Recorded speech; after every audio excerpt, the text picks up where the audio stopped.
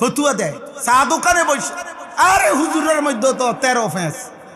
হেবড়া কয় হুজুররাই তো দেশটার মধ্যে ফেস লাগাইয়া রাখছে। এক এক হুজুর এক এক কথা কয়। আমরা কোন দিকে যাবো? না আপনি চা দোকানে বসে থাকবেন, যাবেন কেন? এখানে আপনার একটু পরে বন দিব, চা দিব, বিড়ি দিব, টেলিভিশন চলতে আছে, নর্তকী না আছে, আপনি অন্যদিকে যাইয়া কিনবেন। আপনি এনে বসার থাকেন, লড়েন না, আপনি জাগাতে লড়েন না, আপনি বিড়ি খান বসে। ফালতু কথা কারবে না। হ্যাঁ বেটা এনে বইয়ে বইয়ে বুদ্ধি দেন। হ্যাঁ আপনি কাকে বুদ্ধি দেন মিয়া? ফাজলামি করেন।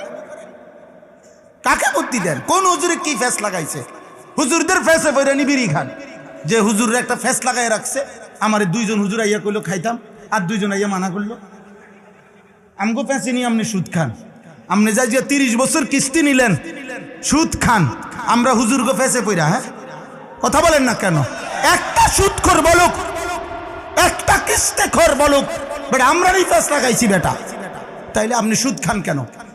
আপনি কিস্তি নেন কেন? বলেন মি।